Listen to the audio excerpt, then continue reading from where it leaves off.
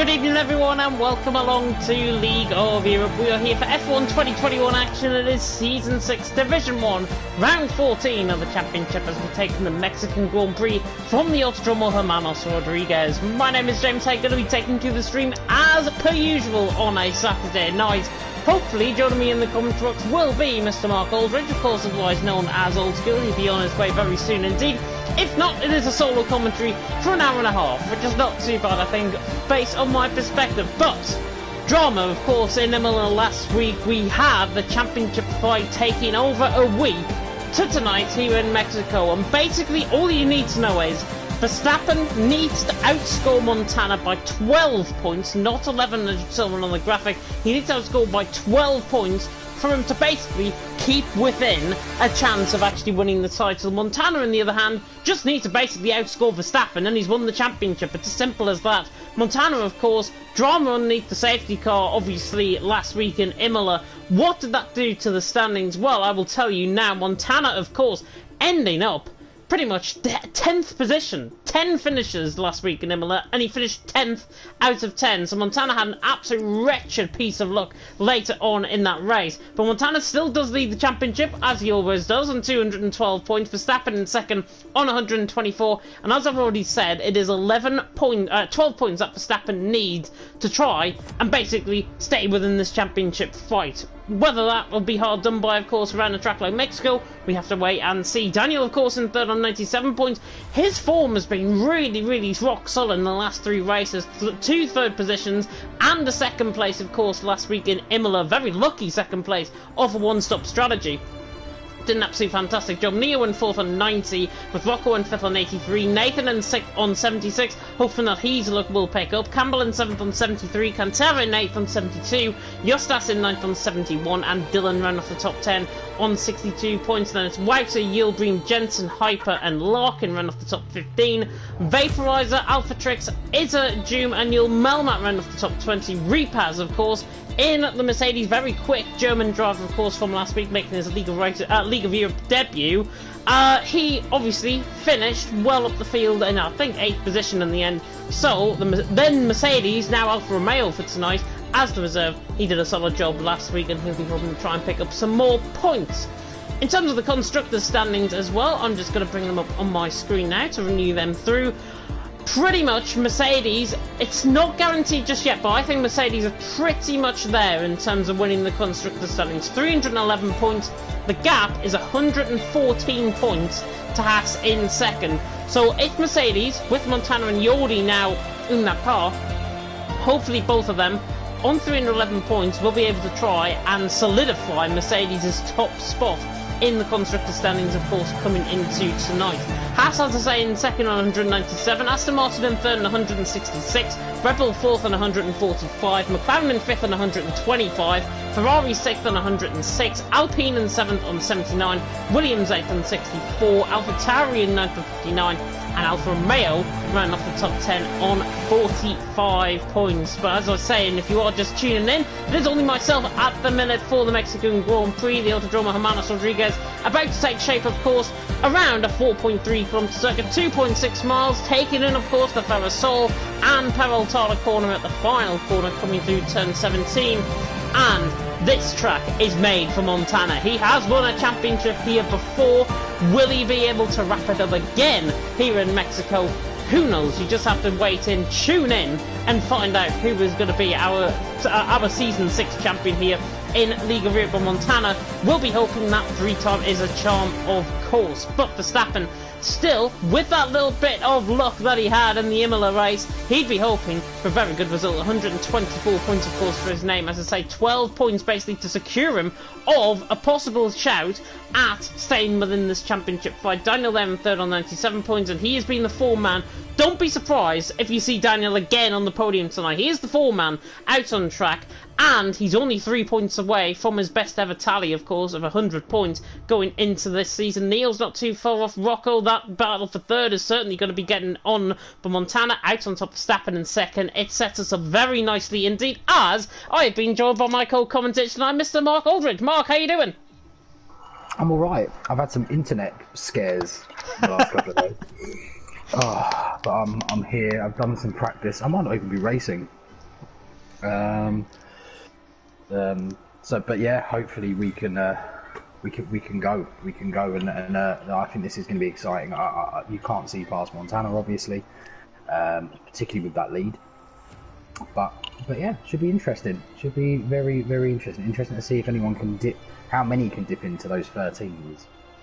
Yeah, of course, the lap record around here, I think, is a 118.9, if I'm not mistaken. Bottas said it in 2018, so I think that a majority of the guys are going to be going a lot quicker than that, as is per usual, really, in the same racing mode, and on a game, of course, like F1 2021. But what I've been just informing the viewers, of course, Montana, this track is obviously made for him. He's won around here before, I think in Season 2, and indeed in Season 4, if I'm not mistaken, so Montana's already got the form. Verstappen there, he really needs a bit of luck to try and gain that advantage back on Montana. Of course, he outscored him last week because of Montana's rotten luck later on in the race in Imola. But Verstappen, he has got a hope, above hope, that something happens to Montana tonight for him to stay in the fight.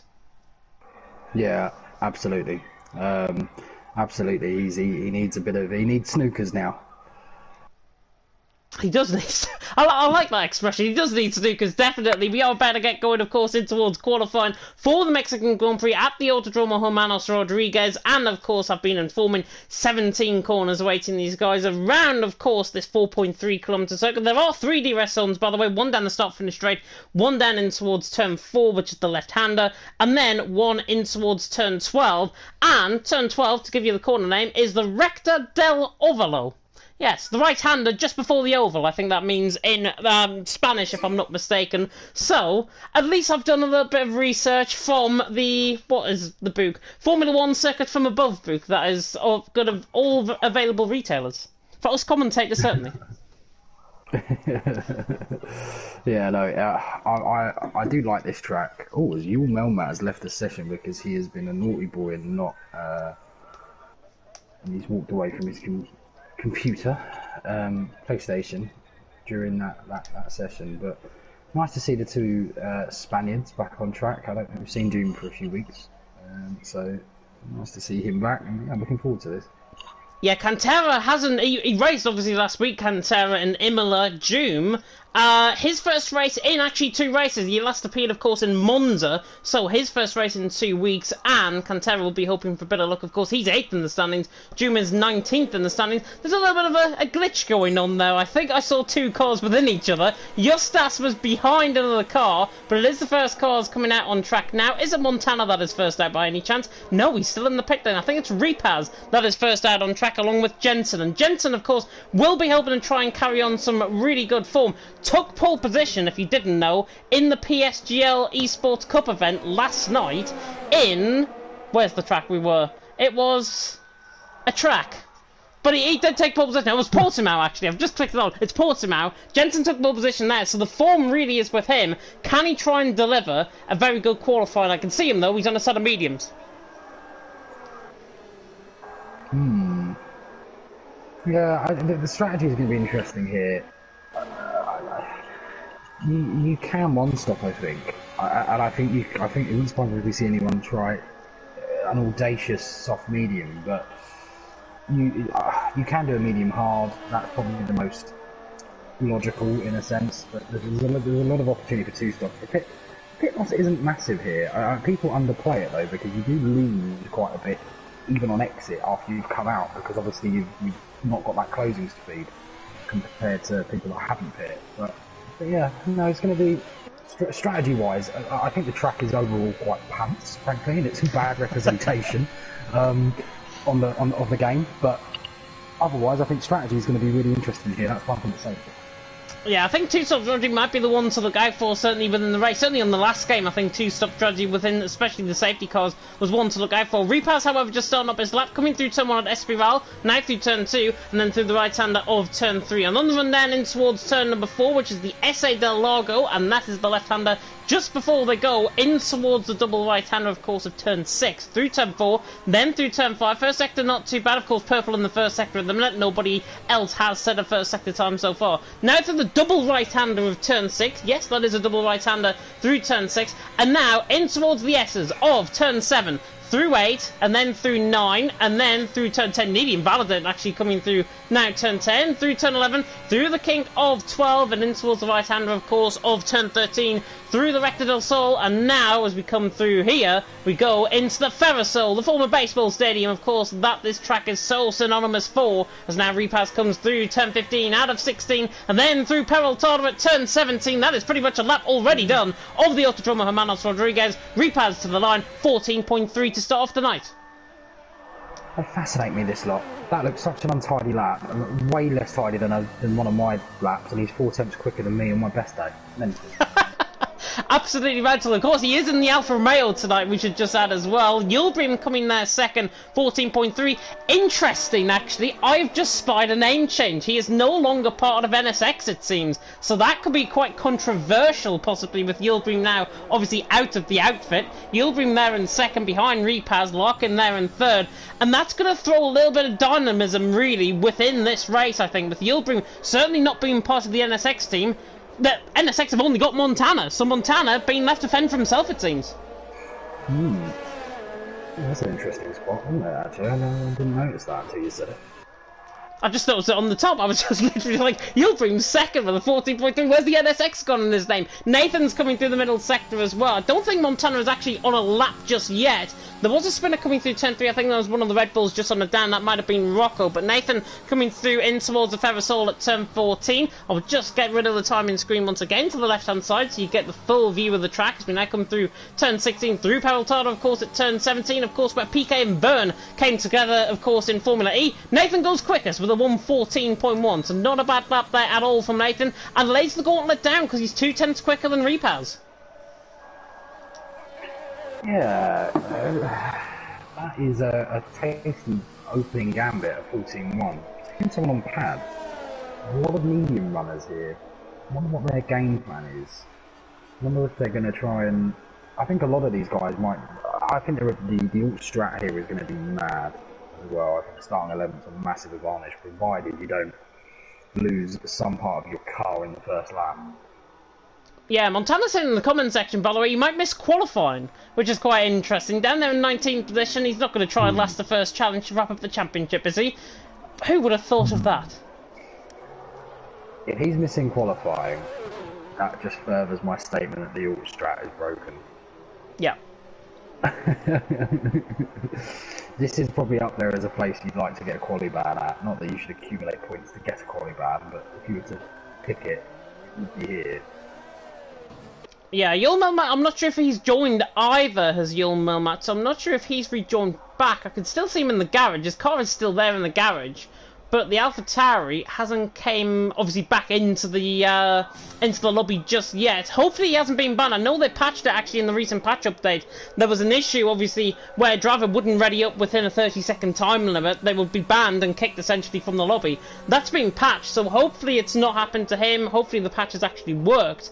For that to happen, Skillman, hopefully it's just a connection problem. He'll be able to rejoin very soon indeed. Nathan Noel on top, Repaz second, Yulbrim in third. Daniel, I was on about the form that he has had. He's had two third positions and a second place, obviously, in Imola last week. Fourth in qualifying so far. He is the form man coming into tonight. Absolutely. And let's not forget Axel Larkin with his podium last week there, with a cracking time so far for D4, as I've been practicing with them. But yeah, it's going to be... I think it's going to be tight at the top, and it's going to be very interesting to see how Montana... I don't think Montana's... I would say the one downside of Montana is his wheel-to-wheel.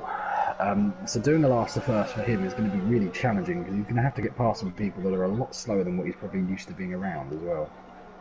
Yeah, definitely. So I think, obviously, Montana, I think I've just actually seen in the comment section, he's on an important call, apparently, and he'll more than likely miss qualifying. So that is why he is down there, still in the pit lane. Neo was up on his lap. He just invalidated, actually, coming around the final couple of corners. I think the first man out on track, if I'm not mistaken, is Repaz, if I'm not mistaken, going on to a lap. I think Repaz is going to set up on a lap. Justas as well is just setting up on a lap as well, running down in towards turn 1 on 119.7. He must have invalidated, obviously, on that lap. Now coming through the turn 1, then through turn 2, and then through the right-hander, of course, of turn 3. Nathan Lowe's still out on top, Repaz second, Yul Brynman third. I hope, by the way, on that call that Montana doesn't have a face of thunder like he does in his profile picture, which is just lighting the Twitter fanboys, of course. 28.2 though from Justas coming through the end of the first sector. Smile while you dial. That's what I was going to say. There we go. That is just the phrase for tonight that we're just taking. That is literally it. So, Mark, thank you very much. I'm sure Montana is now probably laughing if he has got the stream in the background. Justas, however, coming through the end of the middle sector. Lithuanian's actually on fire here. 55.3 through the middle sector. Certainly one of the quickest I've seen so far tonight. As we come through turn 12 and in towards the left-hander, of course, through the Ferrosol of turn 13. Then through the right-hander of 14. On the left-hander of 15. That does count as a corner. Through 16 and then in towards Peraltada at turn 17. Pretty much a lap once again done. Justas to the line. Goes second. 14.1 even. 14.155. He goes second. Repaz is invalid on a lap, so will not be improving. Anybody else on a lap? Campbell's in the middle sector but is invalid. Verstappen's just starting up a lap. Jensen has as well. Dylan, however, through the middle sector looks like he's backed off as well. So it looks like Verstappen and Campbell are going to go for the softs, and I think people are trying to save a set of softs for the race, which indicates to me that they definitely are going to be two-stopping, at least one or two of these people.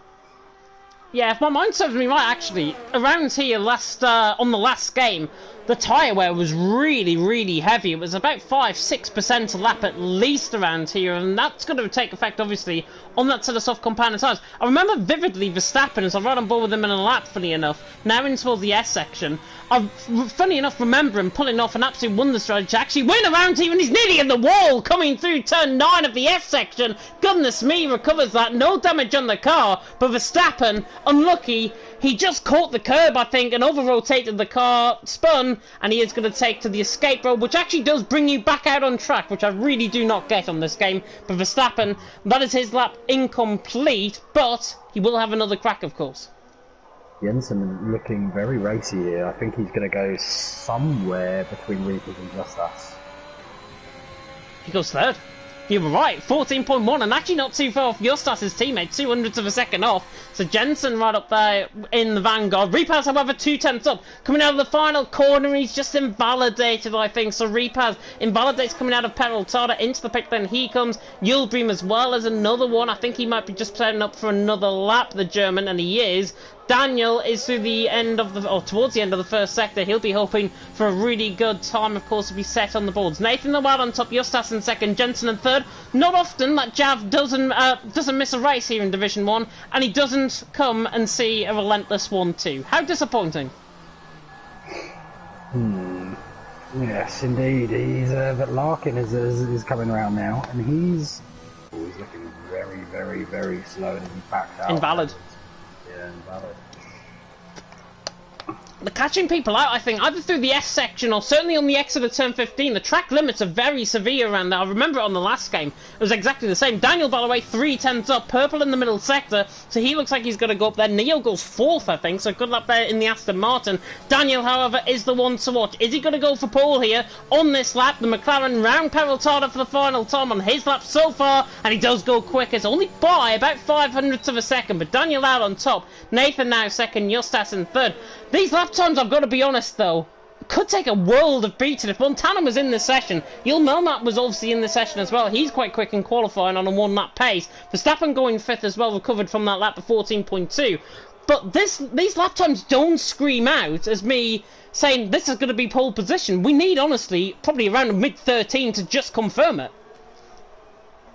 Yeah, I'm surprised actually. I mean, it's very hard to nail this track, isn't it? You know, you're on the ragged edge, track limits wise. But you know, I was practicing with people in D2 that were doing 14.4, 14.5. So normally you would think the top end would be at least. I would have been for sure that people were in the 13. Yeah, well, remember, of course, this game obviously got a patch update, 2 months ago, I think it is now. And obviously it degraded the times away by about a second and a half on some tracks. I think that's what we're probably seeing here at the Autodromo Hermanos Rodriguez tonight. But Campbell now coming through the S section through turn 11. Absolutely spot on through there from Campbell. Through the middle sector, 55.1, 8/10 up. He could be going pole here, the Scotsman. Coming through turn 12, purple in the middle sector. And this is looking really, really neat from the Scotsman. Just runs wide through 13, through 14, doesn't get the run. Through now in towards Peraltada at 16 and 17. And now Campbell on the run to the line. I think he's not going to go pole here. Comes across the line. He doesn't. He goes second, 14 flat. Just, I think that hesitation in towards turn 13, the over rotation slightly of the car, just cost him that time. Otherwise, he would have been on pole, probably nearly a 113 as well. Yeah, 100%. He, unfortunately, I feel like he bottled it a little bit there for him, which is pretty. I wouldn't expect that. I wouldn't expect it at all either. Juma was just right on board with, has just invalidated on his lap. Cantera's the same, he's just setting up on another lap as well. And both Alpines, of course, 15th and 16th. The Spaniards normally stick to their old towing system here in Mexico. I've seen them do it before. I think it was in season 3, season 4, I think they were teammates both together. So Cantera and Doom will be hoping to try and use a little bit of that tow, because the tow around here is quite important, especially down the straight in towards turn 1. Cantera, though, now on a lap. What can the Spaniard do? Got Is it just off to the left-hand side there? Gets out the way, gets a little bit of a tow, actually. 28.3 through the first sector again. Not really screaming good first sector from Cantera. Certainly not purple. I think he'll just be happy to try and get a lap in, to be honest. So, here's a game. Here's a prediction. Which way are you going here? Are we going to have... How many seconds of pens is Jim going to get? And will it be more than the amount of finishes we have? I think, honestly, in terms of finishers, we'll get 15. I'm going to be quite hesitant. I'm going to go 15 finishers. And I think he will get the same amount of penalties. I think he'll get 15 seconds worth of penalties. He loves a penalty, and this track loves giving one out. And to be fair, both of the Spaniards haven't set a valid lap yet, so it's not boding well. Yeah, Yildirim not happy with his lap. He's just gone on to 1:14.3. I'm not sure if he exactly came off one or he's just gone on one. I think he's just gone on one. But obviously not happy coming through the chicane of 2 and 3, and he's backed off his lap, 14.3. Currently his best. Repaz is just starting up on a lap as well. Jensen and Ballard coming through the first sector. Daniel Load on top, Campbell second, Nathan in third. 3 minutes ago in the session. Yul Melmat is on a lap, I can report, so he has managed to rejoin the session safely. So Yul Melmat is in. Montana looks like he could be starting right from the back of the field. Although, if he does get out of the track in about 2 minutes' time, he might actually confirm that to be 18th position, because obviously Yordi is out the session. I'm not sure what happened to his Mercedes teammate, but Yordi out the session must have crashed somewhere out on track, and he, unfortunately, is out of the session very early on. Yeah, absolutely. I will be back in 2 secs. Apologies. No worries at all. Daniel Load on top. The drivers are coming out on their final laps, as we say. Jensen not on a lap. Just trying to flick through of anybody that might be on a lap. Repaz was, but he's backed off. Wouter just starting up on a lap. Was invalid through the middle sector. Larkin is on a lap, however. Let's run on board with XL Larkin in toward the end of the middle sector. 55.7. It's about 4/10 off currently what the previous best is in the middle sector. He has got a little bit of a tow, actually. I think that's Justas just preparing up for a lap. He might get a feint tow running in towards Peraltada. Now the Brit comes around the final corner with a very much lack of deployment as he uses it up now, coming through Peraltada on the run to the line, and he goes 11th, and he improves by 4/10 of a second. A good improvement in the end, only improves him though 1 position and puts him in the mix. But Daniel Ladd on top, Campbell in second, Nathan in third. Everyone towards the top half of the field are getting on with that. Jensen, purple first sector, 28 flat. Justas is just preparing up for a lap. Nathan backed off his lap as well, so Jensen is the one to ride on board with in the Ferrari. 1.5 minutes to go in the session. Daniel Ladd on top, Campbell in second, Nathan in third. But what can Jensen do? Coming now through the S section of 7 through 8 through 9, and then in towards the right and left of 10 and 11. Absolutely committed, very similar to what we saw with Campbell on his lap, and that was quick from Jensen. 55.1 proves it. He's 2/10 up in the middle sector. Coming through turn 12, he's just about valid coming through turn 12. Now through 13 as Yildirim goes quickest with a 1:13.8. Great lap by Yildirim. What can Jensen do? Can he respond? I think all of that time might have just been degraded away, as now Jensen runs to the line and he goes second, and that time cost him that little bit of a mistake. He actually gained a little bit of time in that final sector. Daniel's only 700 down in the first sector. Campbell, I'm not sure what he's doing in the first sector, but with 45 seconds to go, Yildirim out on top, Jensen second, Daniel in third. Interesting. Very interesting indeed. Joe back, I think.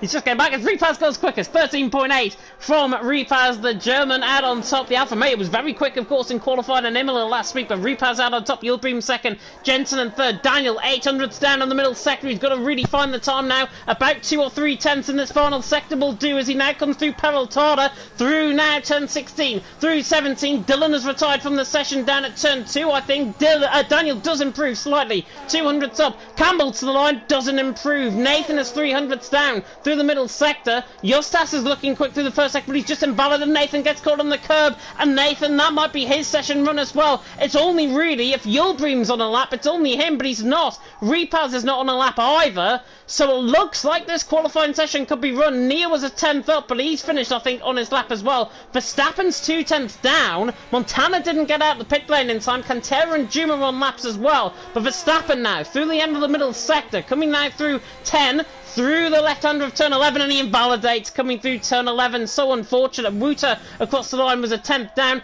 Jim goes 13th. What is Cantera doing? 55.6. Not purple in the middle sector whatsoever. So I think Repaz might have this unless there is a special lap from somebody like Rocco, for example. He's around the final corner to the line. He goes 12th with a 14.5, but Cantera now running around the final corner. This will be the last valid lap, I think, to the line, and Cantera goes 11th, so he jumps down Larkin into P12 in the end. Verstappen down a lap. Neo was done. Campbell also done. He's actually 500th down, so Campbell's not done with yet as he now comes round the final couple of corners. The Scotsman coming around the final corner, runs to the line, goes 4th, 13.9, found a 10th in the final sector. That, however, is the end of qualifying, and it's Repaz out on top. Good qualifying from Imola last week. Yildirim in second and Jensen in third, and how about that? 500ths of a second covering the top 3. Absolutely insane. We said about Campbell, didn't we? He messed up it confirmed our suspicions that his third sector on the second one was pretty poor, because he gained a lot of time in that third sector, and that is what a grid. What a grid. Unbelievable. I mean, the top 9 separated by under half a second. Yeah, TDP, by the way, has just informed me. I thought Yordi crashed. I'm mistaken. He had a qualifying ban. I remember that actually from last week. Just clicked on. So thank you, TDP, in the comment section. Yordi had a qualifying ban. However, he's starting 17th because Yilmama and Montana didn't set lap times. But we'll have to wait and see, of course, how that might decipher. We're just waiting on Repaz and Yilmama to retire from the pit lane. But Repaz out on top. Yildirim second. Jensen third. And to be honest, Mark, top 15 are covered by less than a second. Top 14 are covered by 7/10, so it's not too bad going at all. Repaz though out on top, from Yildirim in second, Jensen in third, and that looks like a very set up nicely grid, with Campbell in fourth, with Daniel in fifth, Nathan in sixth. He could do quite well, I think, around Mexico tonight in sixth. Justas in seventh, Neo in eighth. Verstappen, main championship contender to Montana, of course, in ninth. He is out qualified, and of course, Montana obviously maybe coming back from that call now as we speak. Wuta there in 10th, Cantera in 11th, Larkin in 12th, Rocco 13th, Izza in 14th, Jume in 15th, managed to get a late lap in a 14.7. Dylan didn't improve on his lap time. He starts probably on the mediums further down the field at 15.9. Yordi in 17th, Yul Melmat in 18th, and Montana is going to try something that nobody has done so far this season, a last to first challenge. Absolutely, it's going to be spicy. It's going to be spicy because, like I say, another factor as well as the strategy is it's impossible to save errors. Once you've spent it, it's pretty much gone. So there's a lot of fascinations with this track. You know, the second DRS zone being the same as the first one is a particularly big thing for this race, and it's a little bit murky out there. But I don't think it's going to rain, judging by how people were some of those times. If it's anything like Portimao, the last 2 experiences I've had of Portimao on this game this week, we are probably going to get rain on the formation lap. I'll just guarantee that now, because I think, honestly, these this scenario really sets up for possibly the conditions to get worse or the conditions to get better out on track. And it's probably the latter we're looking to, for the conditions to try and get better. It will really delve into, it will really see how in terms of the strategy, further down the field, like 11th down to 19th, I think it is. You'll remember rejoining the session as well. But in terms of the strategy, be 11th down to 19th, that is absolutely key, because of course the top 10 qualified on that set of soft compound tyres, so they can't change their tyre. Everyone else can. Yul Melmat, interestingly, set a soft compound tyres. I have a feeling that might have been AI induced, because he obviously left the session within that 30-second countdown. So he starts on a set of medium, set of soft compound tyres. Everyone else on a set of mediums, and Montana, of course, interestingly, on a set of mediums right from the back of the grid. Predicted two-stop strategy, it says, lap 10 to 13, lap 20 to 23, lap 9 to 13, and lap 22 to 27, apparently, on the two-stop strategy around here. But Repaz out on top, Yildirim second, Jensen third. Of course, with Montana missing qualifying, this opens up the race for a shock winner. Yeah, absolutely. I mean, Reapers has showed some fantastic pace, as has Jensen, as has Yildirim. Daniel and Nathan, of course, and I mean, actually, the front 10 is stacked, to be honest. You know, I think Montana's going to have his work cut out to get a podium here. Yeah, especially if there is a big old DRS train. This track loves a DRS train, and honestly, Montana down at the back of the field in a massive DRS train, probably not what you want starting from 19th on the grid. The further down you are, of course, in that DRS train, the less likely you are to try and get the overtaking, unless you've got a finely tuned setup, which is more straight line speed than actual downforce around here at the Autodromo Hermanos Rodriguez. We're coming through the La Ferrasol. Quickly though, Verstappen in 9th position as well. He currently, at the minute, will be scoring points. If this race was to not run, he'd be scoring points at this stage. 9th position for him. Montana there down in 19th. With your nearest title rival being so far down the field, do you think about the cars ahead, or do you think about more immediately the championship? Knowing Verstappen, he'll want to take it one more round. So I think he's probably thinking about the championship. I feel like this is his last hurrah, realistically. It is, and it's going to be set up on the grid. Montana and Yul Melmat just joining at the back of the grid. The Autodromo Hermanos Rodriguez Mexican Grand Prix is about to begin. Repaz on pole, Yildirim alongside. Very long run down in towards turn 1. I think it's the longest run down towards turn 1 on the F1 calendar. But we're about to be set. Is this the championship defining moment? Round 14 of the championship about to begin here in League of Europe Division 1. And it's lights and away we go, and Repaz gets a very good start. Yildirim as well off the start, but Jensen really got in the toe of Campbell, and Daniel trying to do with Verstappen down the outside line in towards Turnbull, but Repaz leads just barely by pretty much a car length ahead. Yildirim there in second. Daniel trying to sweep all the way around the outside, very similar to Verstappen for the lead of the race in real life. Tries to get the inside line now for 2, now for 3, gets the job done. Does he force off track slightly? Repaz the way, 10's clear, coming down in towards turn 4 for the first time. Everyone's clean through, which I'm glad to report, but now Daniel side by side with Yildirim on the inside line, now down in towards turn 4, on the inside now for 5. Yildirim just makes a little bit of contact, and Daniel has to go all the way around the outside, slightly off track, and now it's still hammer and tonguing battle between them both, and Yildirim is just going to hang on to that position there in second. Not sure if there was any further happening further down the field. Yul Melmat there down at 19. Montana's gained positions early, but Repaz leads the way. Yildirim in second, Daniel in third, and Repaz has absolutely exploded away, given how hard the two drivers in behind were battling. Yeah, absolutely. I know you're a connoisseur of Gran Turismo sport yourself, and one of the biggest rules in that race is as Daniel has an awful moment and nearly loses the car and loses time to Campbell there, but one of the golden rules of GT sport is almost don't battle, keep in the slip and keep going, and the guys in second and third have really cost themselves there, I feel. Yeah, Cantera must be into the pit lane. Obviously picked up a bit of Constantina damage, I think, possibly on the first lap. So Cantera's into the pit lane, now down into 19th position. Yul Melmat making a move on Yordi down in towards turn 1 as well. But Repaz leads the way. 1.2 seconds for the German out in front. Of course, not in the Mercedes team tonight. He is a reserve, so he gets to pick which team he's in. He's in the Alfa Romeo tonight there in the lead. Yildirim in second, Daniel in third. Everyone in behind looking running in close quarters. Wouter was on the back of Nathan there for 8th position. The two Astons running side by side, of course, near Neo and Nathan coming through there. Yordi is now through and Yul Mehmet there seem to be having a good battle further down the field. Wouter there in behind. I think everyone now just beginning to settle into their rhythm, settling into how this track is going to really delve into. Wouter was right on the back of Nathan there, pretty much got flung out of the toe, and now Verstappen is all over the back of Verstappen, by the way, lost a position off the race start. Izzo has picked up the first 3-second time penalty tonight. And can we just talk about Montana? Montana's up to 14th already, absolutely flying through the field. Yul Mehmet again has left the session, maybe a connection issue there, but Montana 14th, Verstappen's only 10th, and Verstappen honestly is going to get a move on. He does. And Rocco and Larkin are doing incredibly well on those tyres to stick with them, and that's going to be a dagger in the heart of Ruta, Nathan, and Verstappen in the field particularly. Yeah, definitely so. Nathan on the back of Neo running down in towards turn 1. Repaz, though, still leading the way. Nathan backs off the throttle in towards turn 1 on the back of Wouter, or actually on the back of Neo, I should say. Repaz, though, he had really good pace. He got obviously the jump on Montana last week in Imola, as Rocco was spun, I think, coming through turn 3, and there's a little bit of carnage further down the field as well. I think it was just Rocco actually rejoining Larkin side by side with Dylan down in towards turn 4 as well, and Dylan is now through and he's into 11, so Larkin down into 12, so Verstappen now through. Now that medium train, you were saying they were doing so well literally about half a lap ago, they're now out of that DRS train, so it's going to be so difficult to try and catch on to the back, because Dylan is now only going to hold these guys up. Yeah, 100%, and that is a big blow for Montana actually, because he was looking almost in prime position in a way.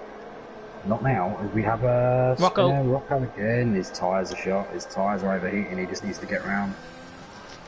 He does, maybe for a fresh set of compound tyres, maybe to go on to a set of hards like Cantera has done to possibly go later on in the race. But judging by Cantera's decision, actually, we're not going to be due any rain, I think, out on track. But Repaz leading the way down in towards turn 1. Yildirim there in second, Daniel in third. Again, I'm on board with Nathan on the back of Neo. I don't think he's going to launch a move on his teammate. Further down the field, however, look at Montana's speed, absolutely waltzing past Larkin. Could get Dylan in this as well, 2 for 1. Down in towards turn 1, late as you like. Montana, championship leader, sends it down the inside line, should get the move done into 3, job done. It's nearly actually his line astern as we come out, and it could be 3 wide, down in towards turn 4. Montana has got the DRS just about enabled. He is doing really the hard way though, because Larkin tries to go all the way around the outside. Montana goes deep, Larkin around the outside of 5, can he get the move done? No, not quite, and Montana gets that double move done. Absolute centre in terms of the speed, he absolutely was electric down the straight, and Montana is through,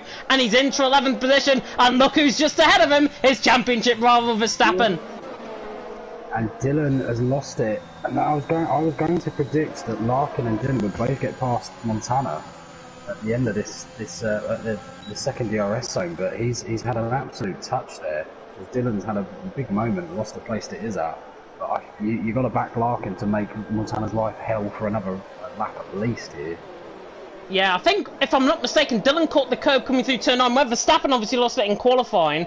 That's where he lost it again, so obviously, unfortunately for him. Justas, by the way, is on the back of Campbell. This is the 4th position. Down the inside of the line goes the Lithuanian. He is through. The Scotsman had trying to hang it on the hard way around the outside of turn 2. Now for 3, can he try and get the switch back down in towards 4? Justas will have the DRS, and actually Campbell has also picked up the DRS as a result, because he was within a second to Daniel, and he's got to just let Justas have this one. So Justas through and he's into P4, Campbell there in P5, Jensen in P6, everyone running in a big tow. Montana has done enough to try and get away from Larkin, but look in terms of the ERS, Larkin's got 20% more ERS at this stage, Montana there 19%, so Montana really struggling with his ERS. He obviously can't harvest it off anyone ahead of him, because he has got a massive gap, nearly a 4-second gap to Verstappen, and Verstappen's obviously latching onto the back. And by the way, for the lead, Repaz looking like he's beginning to struggle slightly out on track, because Yildirim within 0.4 of a second for the lead.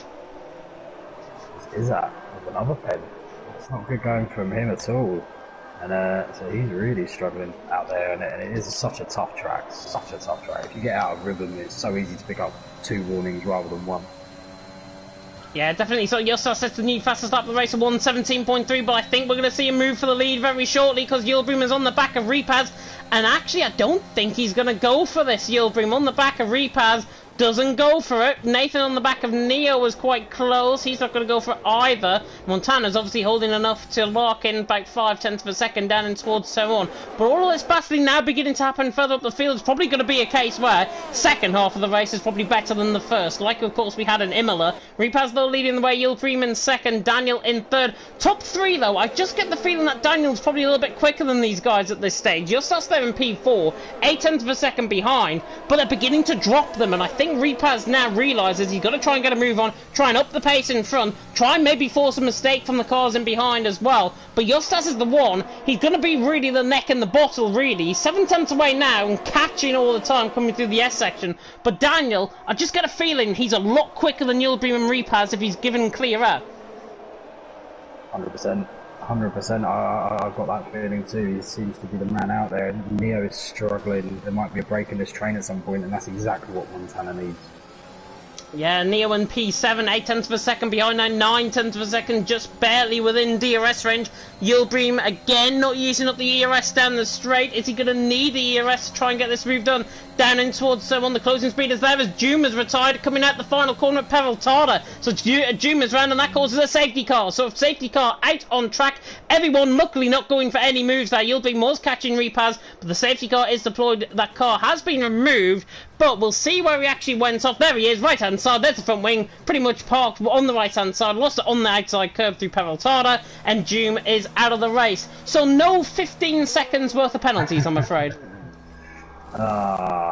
Really unfortunate for June. Unlucky, my man. That is awful news, but it does help his teammate out, which is one small silver lining. It gets Cantera back in the game.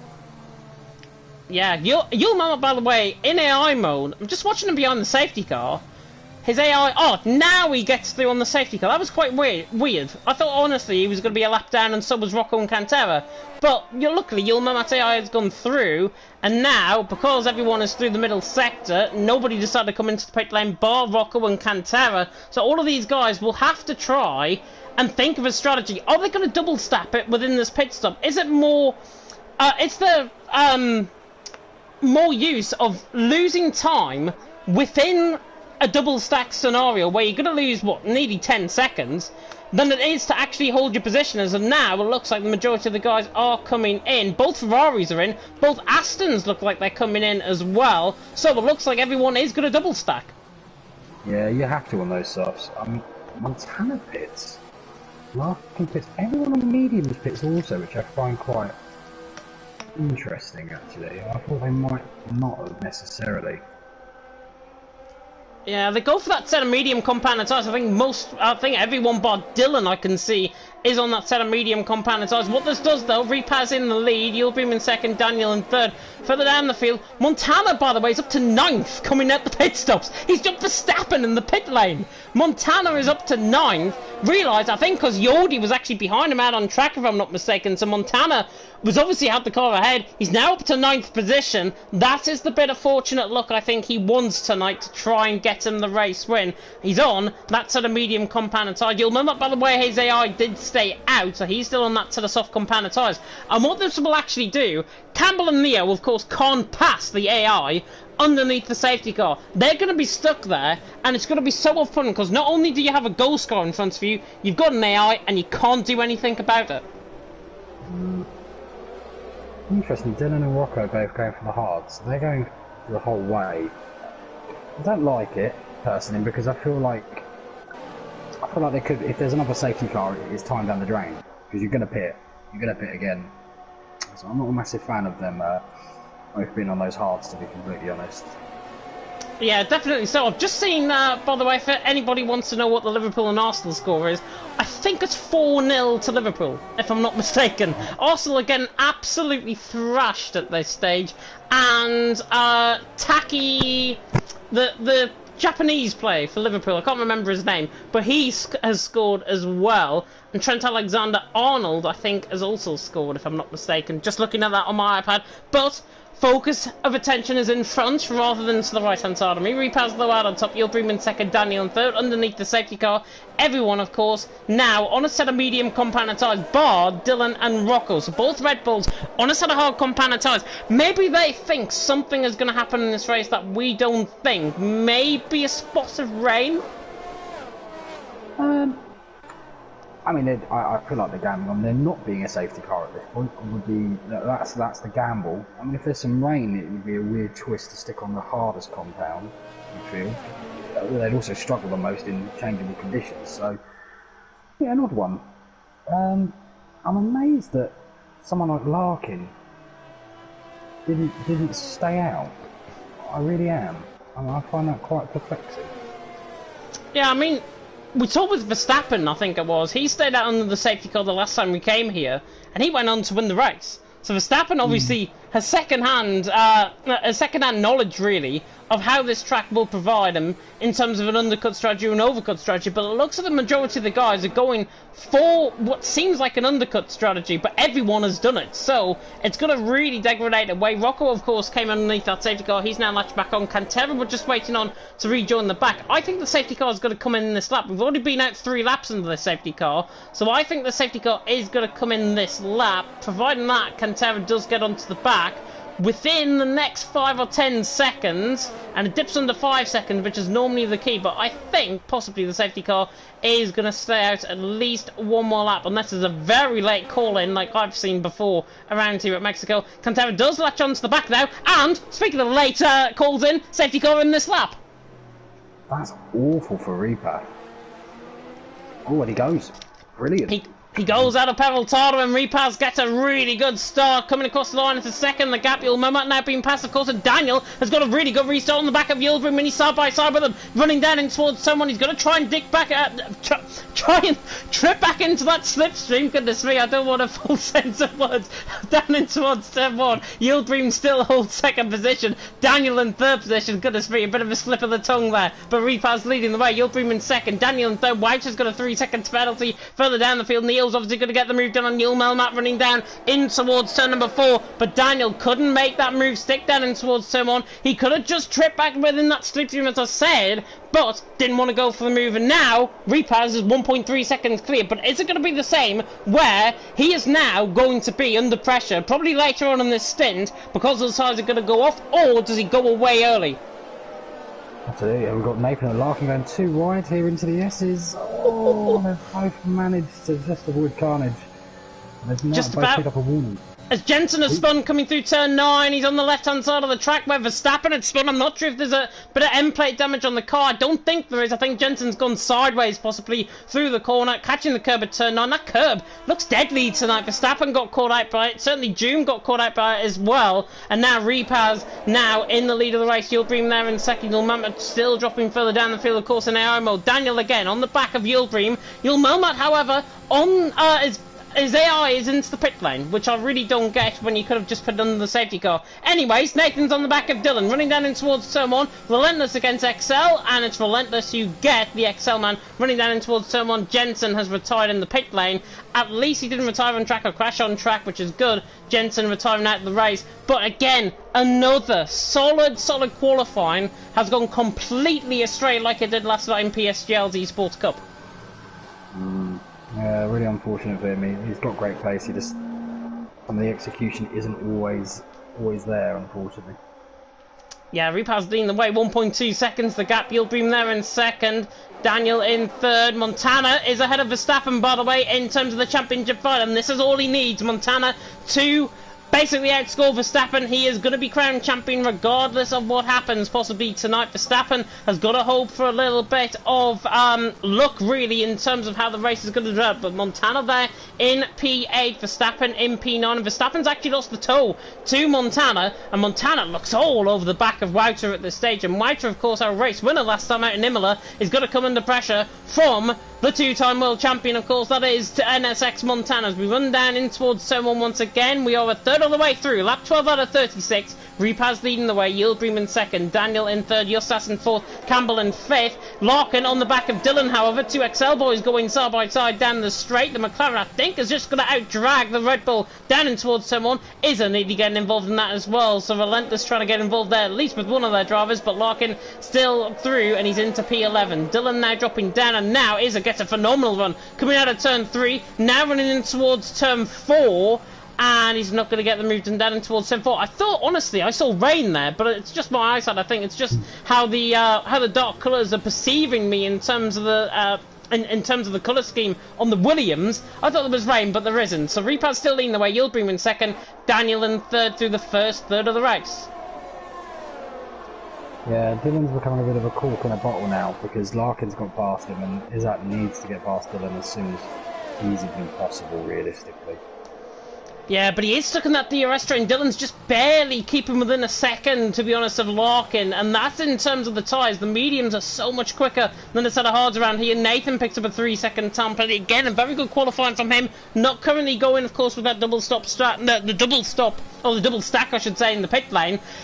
Dylan ran very wide there, coming through Peraltada, and this is going to give Izza now a tow running down in towards turn 1. Dylan is barely within DRS range. He got it that time around. I don't think he will, or he will actually down in towards turn 4, but he's not going to get the move done as Izza on the back of Dylan. Dylan just within that DRS range, enough really for him to not come at him. So the Indonesian man on the back of the Dutchman, and the Dutchman now is going to come under pressure because look at this. Izza is getting a phenomenal run down in towards turn 4. What does the commentator know? On the outside line, in towards turn 4. A little bit of wheel banging, a little bit of aggressiveness really from Dylan. Izza's going to try and bite it back down the inside in towards 5. He sets the purple first sector as well, but he cannot find a way through. Jordi trying to get involved in this as well, just in behind. But Dylan just about hangs on. A little bit of Max Verstappen-esque defending there, if I've got to be honest. Dylan stays in P12. Yeah, that was robust, I think the word would be.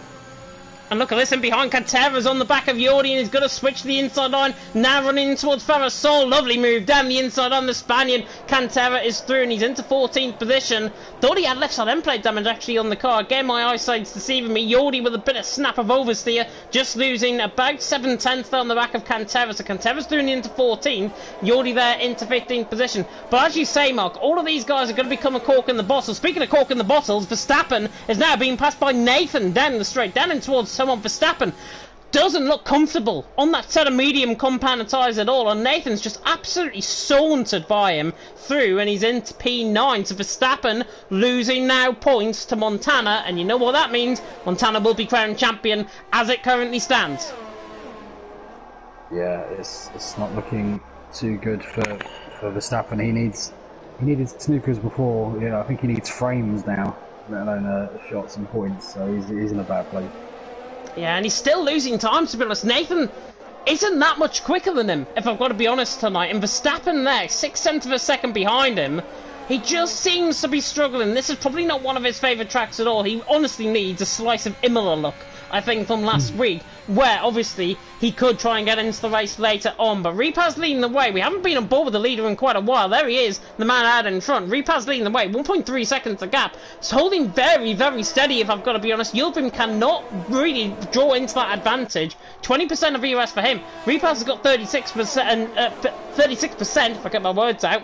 Daniel's on the back as well with the Eustace, and now Daniel possibly looking down in towards someone. Look at the closing speed of Daniel on the back of Yildirim. Not going to get the move done though down in towards turn 1. Further down the field as well as Izza finally going to get past Dylan down in towards turn 1. He has to use up the deployment to try and do this, and now Izza down the inside line in towards turn 1. Dylan just gets completely shut on the door. Izza is through, parks the car through 3, and Izza is through and he's into 12th. Finally, patience pays off, and Cantera right on the back of Dylan as well. Could lunge it down in towards turn 4, and Cantera the Spaniard down the inside line. Dylan locks up slightly, gives the inside line for Cantera. Round the outside he goes. Dylan cannot fight on those tyres. He backs up into Jordi as well, and Cantera is through and he's into 13th position. So Dylan, as you say, Mark, is becoming a bit of a cork in the bottle.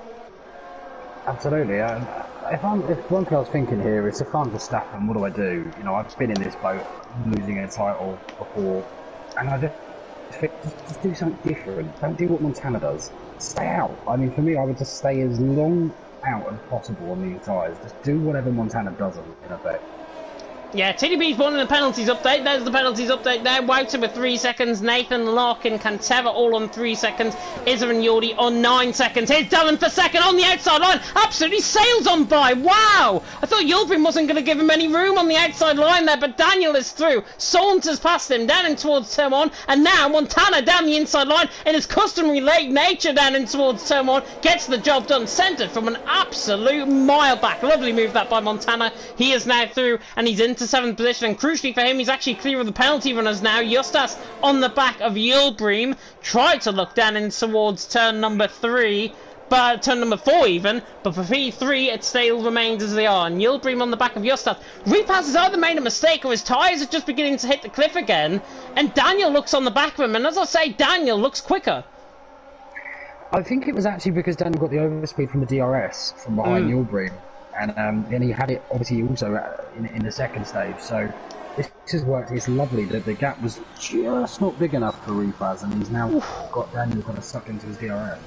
Montana nearly into the back of Neo, running down in towards turn 12. I don't think there was any intention from the Swiss man to go down the inside line there of the German, but it's going to get quite feisty between the two old guards, of course, of LOE, Neo and Montana. Montana in a championship fight, of course. Verstappen luckily hasn't picked up a penalty. He's in amongst drivers that have picked up penalties, still sticking within Nathan. Here is Montana, though, on the back of Neo, running now down the inside line. It saunters down the straight once again. Overspeed is absolutely potent. Justas is going side by side as well, with Yildirim just catching on with that in the front. Repaz still struggling, 0.4 of a second now. Daniel has got to try and get him with that down in towards turn 4. Don't think he's going to be close enough. I don't think Justas is going to be close enough either. So Repaz leading the way, but Montana continues his march. He's up into 6th position. Verstappen now down in 10th and going nowhere, it seems. Montana is the one that's making up progress, and honestly, at this moment in time, Montana's the fastest man out on track.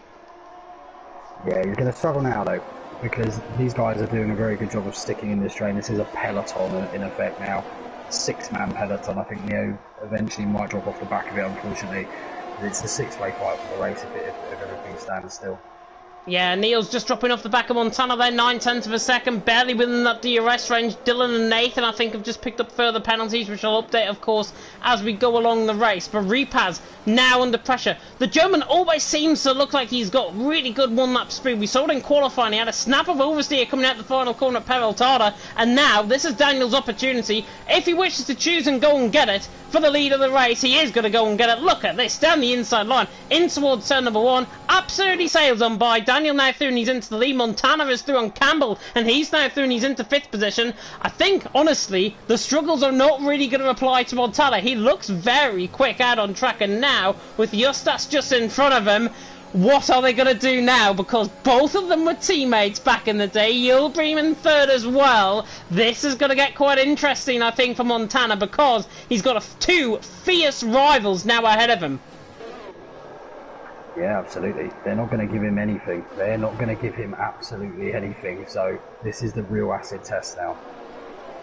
Yeah, I think Cantera moved through on Larkin there into 12th as well. So Cantera through on Larkin, and he's into P12 into the Spaniard. Yildirim just looks like he's struggling maybe for a little bit of pace. Since Daniel, by the way, got away, 7 tenths clear now of Repaz. And as I say, he's looking like the quickest man out on track at this stage. Ilman Mate Icar has pitted in for a set of hard compounded tyres, apparently, out on track. Unless he's in control of that car, no, that's still a goal score out on track. But Daniel leading the way. The 4-man currently leads the way. Repaz in 2nd. Had a bit of rotten luck in the final closing stages, of course, of Imola last week. Yildirim there in 3rd. Justas in 4th. Montana in 5th. I don't think we're going to see any moves this time around, certainly in the upper echelons of the field. I'm going to draw my attention, though, to a battle further down the field. Yodi on the back of Larkin, Larkin on the back of Cantera, and Cantera on the back of Izzo. And I think Yordi's going to come at Larkin here, down in towards turn 1. The Mercedes against the McLaren, and the Mercedes just looks like it's so quick down the straight. Yordi down the inside line. Is Larkin going to try and fight this? You bet he will. Try to go on the outside line. Now in the inside line for 2. On the inside line for 3 is Yordi, and he spins the car, gets over-rotated, and Larkin is through, and he's into P13, so just about holds that position for now. Yeah, if you Larkin, I bet Larkin's a bit miffed there, because obviously Yordi's got 15 seconds of time pens. So he's probably thinking, what on earth are you doing? Just stay here, just stay in this peloton. It's the best chance you're going to get of getting some points here. And yeah, slightly unusual, but good to see him still out there. He's obviously struggling. Yeah, I mean, look at the gap. Izza's 4.3 seconds away from Verstappen. Verstappen and Nathan are having their own private battle. They're not really going anywhere. It's really concerning, the top 8, I think, for the race. When at this stage, certainly in the race, you never know. Could have another safety car later on. But Daniel leading the way. Repaz in 2nd. Yildirim in 3rd. Again, Montana looking close. On the back of Justas, running down in towards turn 1. The Lithuanian, however, looking quick on the back of Yildirim. And again, Yildirim looking quick on the back of Repaz. So really a bit of a knock-on effect as we go further on down the field. Daniel, only 3/10 clear of Repaz. Down in towards turn 1 once again. The Dutchman doing a phenomenal job. The German there in second. He's got a German really chasing him down. Campbell is the latest to pick up a 3-second penalty. Helps out Montana quite neatly as well. Justas, however, on the back of Yildirim. Not going to launch it from that far back in towards turn 4. Doesn't get the move done. Cantera could, however, on Izza down in towards turn 4. Spaniard on the back of the Indonesian. And the Indonesian now is going to come under pressure. But he holds on to the position. Cantera doesn't want to lunge that, and of course, they're still on the points. Yeah, absolutely. There's scraps everywhere, really. I mean, it's just Rocco and Rocco is the only one that's really cut a grip drift with him, but he's got no pens, so he could jump a few places too. He could, and especially with track limits around this track, it's going to be so hard, I think, for drivers not to pick up any penalties towards the end of the race. We're soon going to see them start to clock up, certainly for the top guys. Certainly see Montana run over a few curbs, maybe to pick up a warning, but he's looking quite confident currently in 5th position. There's Campbell there in 6th, just in behind. Repaz, is he close enough to the back of Daniel? Daniel feels the need to break the toe, running down the straight. Daniel will hold the lead out in towards turn 1, but that's quite interesting because Daniel doesn't want to give anything away. Repaz is going to be a lot closer this time around than he was last time, and he's within 0.2 of a second down in towards turn 1, but doesn't once again get the move done. But Daniel leading the way, Repaz in 2nd, Yildirim in 3rd. I think everything is just building quite nicely this race. It's just ticking along nicely, and then final 5 laps of the race, it's probably going to go mental. Yeah, 100%. They've almost got a bit of a phony war, the top 5. They're not using too much airs. They're all in a comfortable-ish position. I think Daniel's the only one that's suffering probably more than the others. Repaz is looking a little bit slow through this section, and that's kind of created a concertina where I think it cost just Asas, and he picked himself up a time pen. Yeah, Justas, I think, got caught in the dirty toe, obviously just in front of the dirty, yeah, just in front, and that's why he picked up that 3-second penalty, got flung wide coming through the S section, and that's why he's picked up that 3-second penalty there, but it is building nicely this race. Daniel leading the way, Repaz in 2nd, Yildirim in 3rd, still the 4-man leads the way, and he is looking for 4th podium in a row, is Daniel, doing a phenomenal job, of course, formerly of VRT. VRT, of course, folding. I don't need to really come on to that on this stream, certainly. Repaz there in 2nd, Yildirim in 3rd. Yildirim now looking a lot quicker than Repaz, using a little bit of deployment running down the straight. Cantera is into the pit lane, interestingly, 5 seconds into the pit lane. Not sure if he's going to retire at the race, or if that was just maybe an overspeed into the pits. But he's going to set a soft compound tyre, which is quite interesting. 14 laps on a set of softs, can they do it? Yeah, they'll be pretty warm, but they'll be fine. They just reach a performance limit, I think, is the biggest problem. Give a bit of a shout out to Nathan. He must be so frustrated because actually, pace-wise, he's one of the quickest on the track. He's just losing all of that time in the first 2 TRS zones. He gains it back. It's incredible. The poor lad, he's actually one of the quickest out there on track. He's already caught Wouter.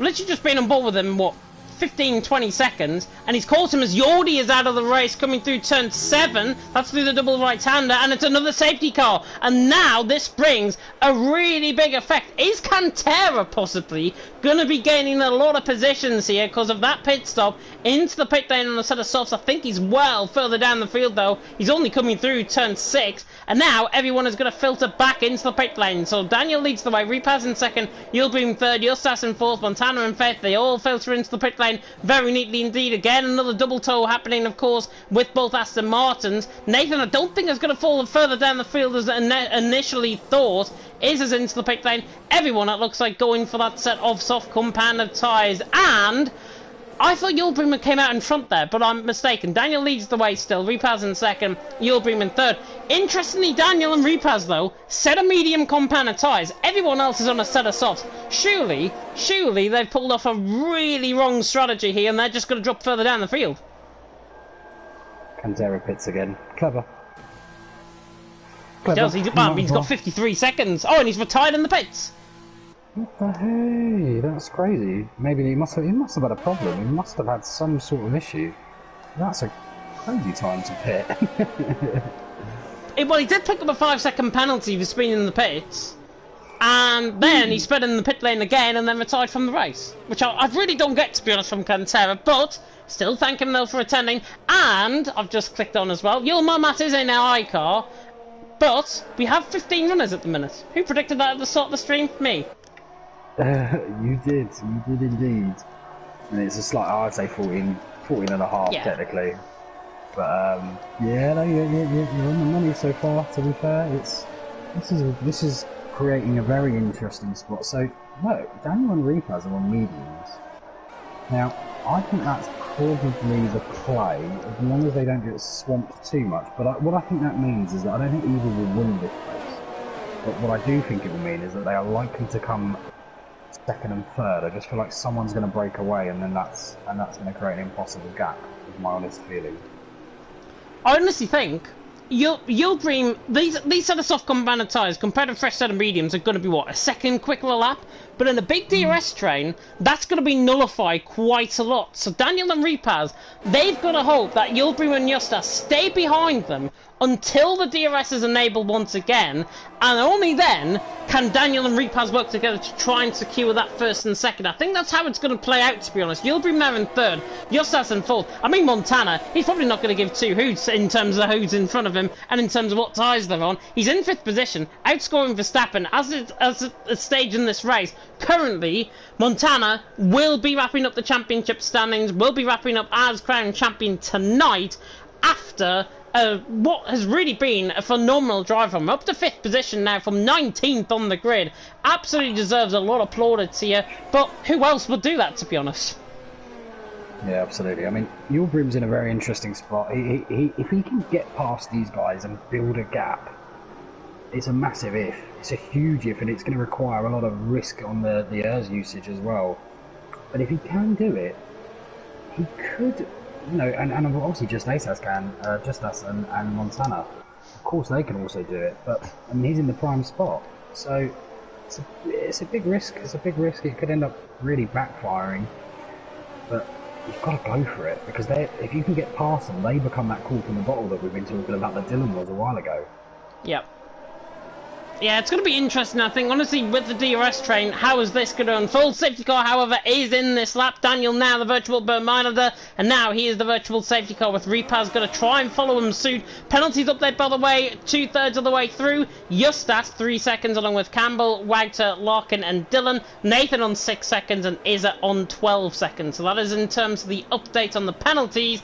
But what you're all probably thinking is, will Daniel get a go? And he's already gone. He's already gone as Larkin's past Nathan, I think, underneath the safety car as well. But Daniel goes through Peraltada, and look at the gap he's pulled out. He's nearly pulled out a second on the restart. What a start from Daniel. Already pulling out the slipstream of Reapers, and Reapers now has already pulled 6 cents on Yield Dream. How is that going to come to effect, though? Montana on the back of Justas, just really using a bit of deployment to try and latch onto the back. Not going to go for the move, I don't think, in towards someone. Gets a clear sighter for turn 1. Doesn't go for the move. Izza further down the field as well, going side by side with the Larkin, and Izza switches the outside line, doesn't get the move done just quite enough. But Daniel leads the way. Reapers in second. But look at Yield Dream, he's already on the back of these guys. Daniel and Reapers now have got to work together. Whether they like it or not, they've got to work together, try and put everyone now back into a little bit of a train, and then try and accelerate and put pressure on the soft runners. 100%. 100%, and Yield Dream is doing his end of the bargain. He's doing really well, but he does need to get past ASAP. Absolutely ASAP.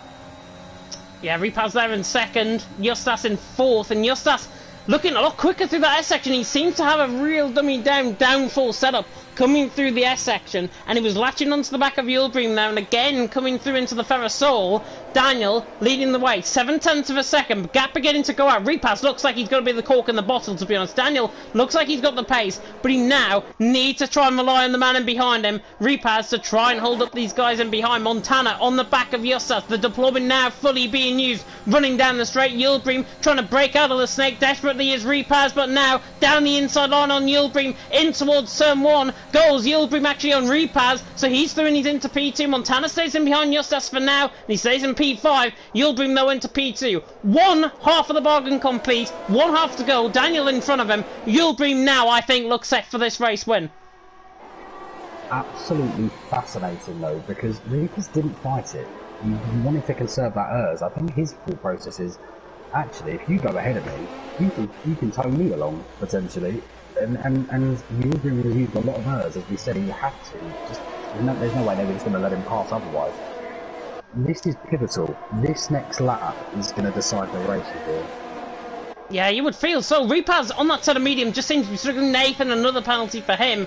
Really struggling. I think that's 6 or 9 seconds I think he's picked up now. Has Nathan. Daniel leading the way. Yildirim in second. Yildirim carrying on. Just beginning to try and break Repaz. And Repaz went deep there. And Justas nearly coming through Peraltada. Or into the Ferrosol now through Peraltada. Right on the back of him. And is Justas going to try and go for this? Because Repaz, I think now, is probably going to drop down this field further like a stone. And Montana on the back of Justas. He's going to pick and choose. Is he going to get a double toe running down the straight? Justas certainly will. He's on the back of Repaz. He's going to slot out onto the inside line now. In towards someone, the Lithuanian goes, the German hanging it around the outside, and Justas nearly makes contact side by side with him, but Repaz hangs on for third, and Justas actually not entitled really to go for that move. Montana is going to try and have the pick of the bargains here, because he's right on the back of Justas, and Justas again on the back of Repaz, and Montana nearly sends it down the inside line of Justas. Oh, how they would have made contact, that would have been insane. But Daniel leading the way, Yildirim in second, Repaz in third.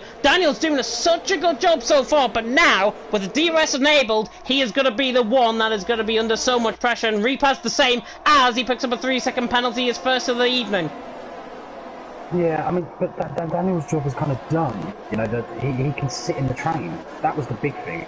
He really needed to probably break it. I actually feel like this is mission accomplished in a weird way, because he's still got a lot of errors. He's not going to fight this. All he's going to fight is to make sure that Repaz doesn't get past him as well. That's his biggest concern, and I don't think that's going to happen. He's too far back.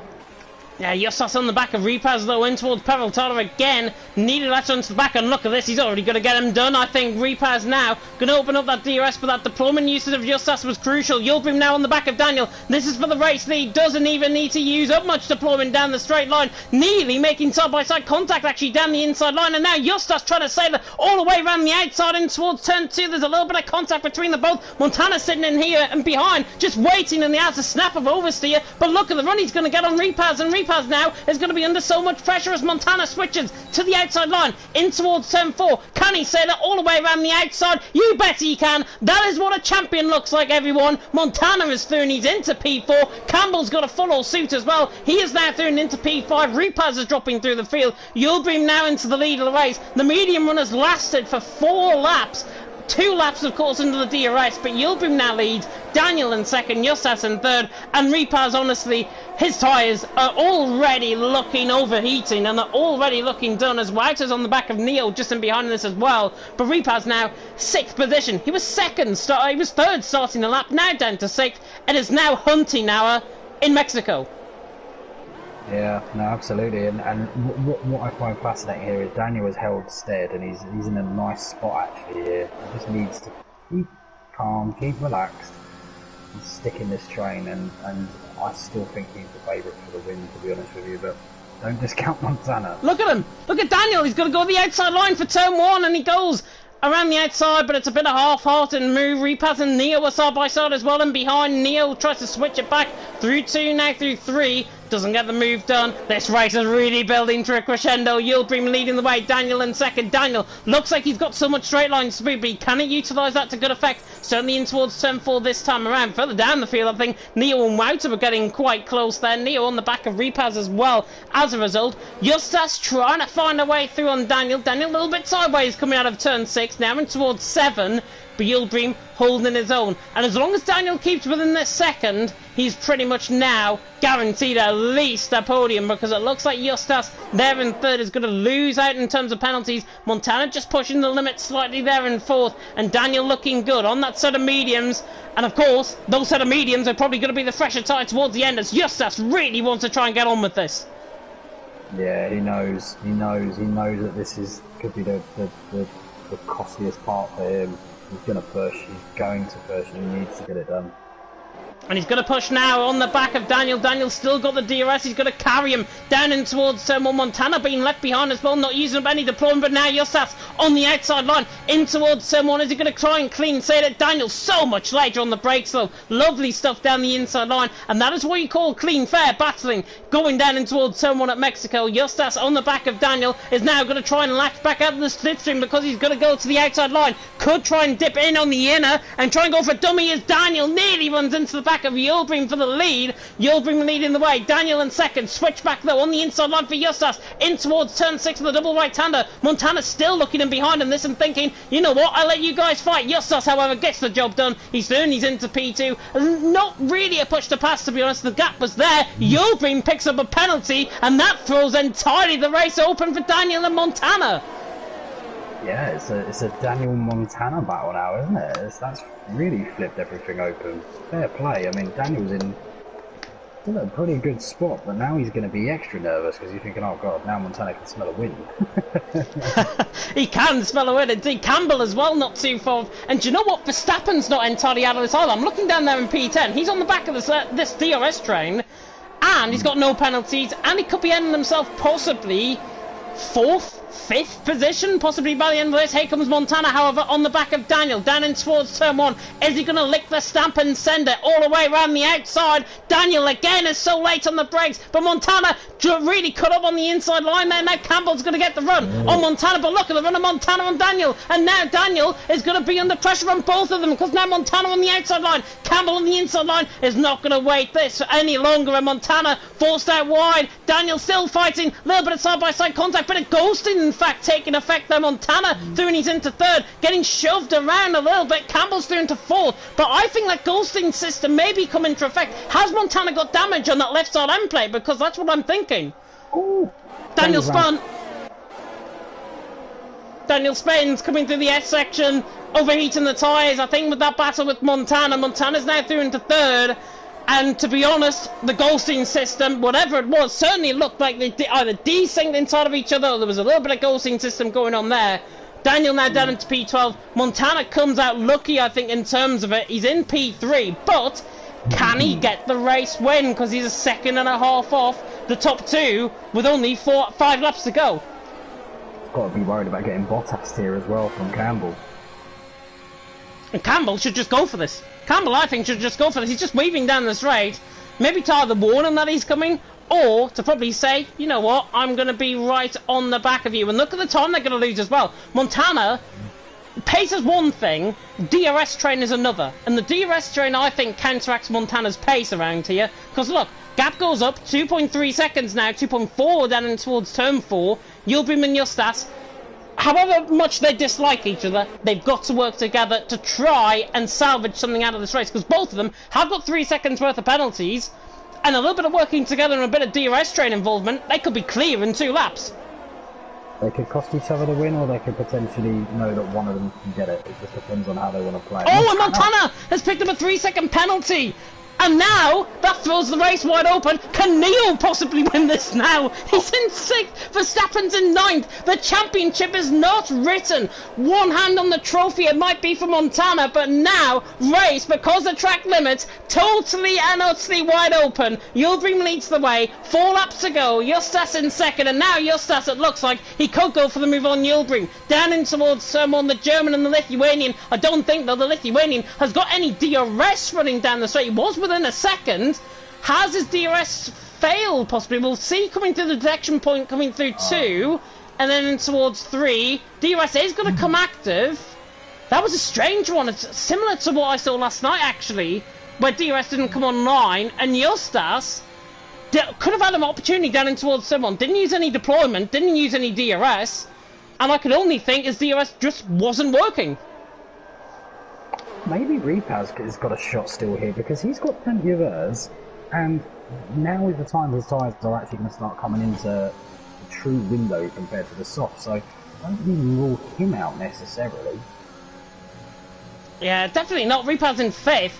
On that sort of mediums, don't rule him out. Campbell ran wide there as well, coming through the S section. Yildirim and Justas. Montana, by the way, is not out of this. 1 second the gap now between himself and Justas. If he just gets in the detection point by 9/10 of a second, he's just going to latch it back. But he's just he's just out of the detection point, I think. Coming around the final corner, it's a second. dead on, and I don't think he got DRS. Montana hasn't got DRS running down the straight, and now Justas on the back of Yildirim is going to go for the race lead. This is the time. This is the place to go for the move for the lead, and Justas is doing. He's into the lead of the race. Further down the field as well, Neo going for the move on Repaz down the inside line, backs off down in towards turn 1. Smart, I think, playing from Neo, realising that Repaz has probably got a little bit of pace in this race still left. Repaz there in 5th, Neo in 6th. This race is building really, really nicely. Justas in the lead, Yildirim now 2nd, and Justas now gunning for the race victory. Neo is 8 tenths off the net lead. He is, but Justas responds fastest first sector out of everyone. Yeah, he's on a flyer now, and this is really, really, it might be his to lose. It could be his to lose, and we've got to keep a really close eye. The gap between Montana and Verstappen, Montana's only got 3 seconds worth of penalties, so it's not going to affect him that much. The gap is around 3.5 seconds-ish, I think, between himself and Montana. So, if Verstappen latches back on, you never know what can happen in these final 2 laps here in Mexico. There's going to be no safety car VSC for the remainder of this race. Justas leads on to the final 2 laps. Yildirim in 2nd, but the championship fight still is not done with, especially if Verstappen can try and launch a move on Wouter, and Wouter has got DRS, but now Verstappen, I think, realises he's going to have to go for broke, and now, down on the inside line, he gets past Wouter, and that could be crucial for Verstappen in his championship fight, derating down the straight. He doesn't care, he's through, he's into P8, everyone battling in front of him. Verstappen's got the pace now, he's got to try and make something work, otherwise, championship is over. Justas and Yildirim are on the ragged edge, because if they battle just an inch too much, Neo wins this race. Yeah, they're battling nicely, I think, at this stage, but I think Yildirim has probably got something within the locker. Down the straight, down in towards turn 1, 4 tenths of a second. If it remains like this, Yildirim's going to get him. Down the straight, no question about it. But what is the gap between the leader and Neo? The gap between leader and Neo, if I go on the right thing, is 3.6 seconds. Gap is slightly coming down, to be honest, between Neo and Justas. Not out of the question that Neo could still win this race. Nathan, by the way, has got the fastest lap of the race as well. But now, final lap of the race about to begin here in Mexico. Yildirim guns for it, gets the deployment back across the start-finish line. Justas, though, with more DRS, I think has found enough down in towards turn 1. But look at the closing speed of Yildirim. The flying German is going to come at the Lithuanian down the outside line in towards turn 1. Can he get the job done? Absolutely centered around the outside. There's near contact, and Justas on the inside line just about holds on. Montana is not out of this either. They get forced off track, Yildirim, and they both want this race win. However, it lets Neo back into play. Yildirim on the outside line in towards turn 4. Can he send it around the outside line? No, Justas is there for the defence, and he still holds the lead. Yildirim in 2nd, Montana in 3rd, and Montana tries to one on the Yildirim, doesn't get the move done. This all swings it back into Neo's favour, and Verstappen's as well. Yeah, absolutely. Look, this is absolutely crazy, because now Neo's going to win unless he makes a massive mistake, and Verstappen is verging. Verging. Montana's on the ragged edge, coming out of turn 12 as well, and he's now going to go on the outside line, around the outside into the Ferrosol, just about gets the move, nearly stuck, but now it's all about desperation. Verstappen's going to get Montana, I think, as well, in terms of the championship. Justas around the final corner to win here in Mexico, but is he? Justas to the line, wins across the line. Neo, however, gets the race win. Verstappen's 3rd. Verstappen is 3rd, but it's not enough. 11 points was the gap, and Verstappen has not done enough. However unlucky he might be, Verstappen has not done enough for Montana to for him to stay within championship contention. And Montana is your Season 6 League of Europe champion, gets awarded Driver of the Day as a result as well. What a finale in Mexico, unbelievable. Neo to the top step of the podium, the German gets it on penalties. Penalties, the order of the day. Verstappen did enough to beat Montana out on track. He didn't do enough, though, in terms of the championship. And you never know, another lap, it might have been different. Unbelievable. That was absolutely incredible. I called it with Neo because I just knew that the front two would fight into oblivion, realistically. They had no choice. They had to fight each other, but it was always going to cost them. And What a remarkable podium, and I just have to say I feel very sorry for VRT Daniel. That could have been his race there, and I feel like if it wasn't for one or two incidents, it probably would have been. It probably would have been, but still, he's finished 7th. With the penalties, he's still finished 7th, so at least he can take something positive away from the race, still picking up a good, valuable amount of points. Who would have thought this for a top 3, by the way? Neo out on top, Justas in 2nd, and Verstappen in 3rd, and Justas 0.4 of a second. There was the gap between Neo and Justas at the end of this race. Unbelievable. Verstappen in 3rd, Yildirim in 4th, Montana 5th, Campbell 6th, Daniel, Repaz, Wouter, Nathan ran off the top 10, Rocco Dillon the point scorers, Larkin, Izza, Yulmelmak, Kanteri, Jordi Jensen, and Joom. But Neo has got a first race win of the season in the Aston Martin, on penalties albeit, but your Season 6 League of Europe champion is once again NSX Montana. I think we should try and get the top 3 in, plus our championship winner. Yeah, absolutely. I'm just trying to get them in now. I've managed to get Neo and Montana. Oh, I need to catch my breath after that. That was unbelievable. Absolutely insane. I literally said so many times in commentary there, it was coming down, it was building nicely. I didn't expect an ending like that. That was absolutely phenomenal. Fantastic stuff from everyone. Of course, the championship now might be for Montana, taking the championship when he has done enough from Verstappen. And the gap was 92 points coming into tonight. Basically, Montana... No, actually, it was 86 points. So basically, Verstappen needed 12 points to outscore Montana to really wrap him up in terms of a championship going into next week, of course, in Baku. But going into Baku and for the final 3 rounds of the season, championship is won. But you never know, we've still got the battle for 3rd to rage on with, and certainly the battle for the 3rd wide open, because I think Neo has now taken that off Daniel, if I'm not mistaken. Yeah, absolutely. I'm going to be back in 2 seconds. I will be back for the interviews, but I just need to have a very quick break. I'll be back in a sec. No worries at all. Hopefully we were going to be getting our top 3 in along with Montana, of course. What a race. We've got about 20 minutes to go, of course, until Division 2 and Division 5 go live as well. 10:08, of course, UK time for that. Verstappen has just joined us in the interviews room. How on earth he got 3rd, I do not actually know in terms of the penalties. What a race, though, out on track. And, of course, as I say, we go to Baku next week in Azerbaijan. Last night in the 2 nights ago, actually, in the TTML race I did around there in LOE, TTML Division 2. Fantastic race around there. Hardly any penalties, a lot of good battling. Hopefully, good driving standards are going to be had, of course, throughout that as well. Hopefully, we will get our race winner in XL Neo. I really hope we get to speak to him. If not, of course, it's totally fine. These guys don't have to join in terms of the interviews either. But what an absolute unbelievable race that was. It was building very nicely. An absolute great ending, not only to the race, but to the championship. Verstappen fighting to absolute tooth and nail to try and secure that at least another week within the championship fight. But it has been won, of course, by NSX Montana. Who else would win the championship here in LOE Division 1 this season? But I don't think we've actually got anybody in bar Verstappen, so I'm going to go in a bit of a reverse grid order. So, Verstappen, 3rd position for you out on track tonight.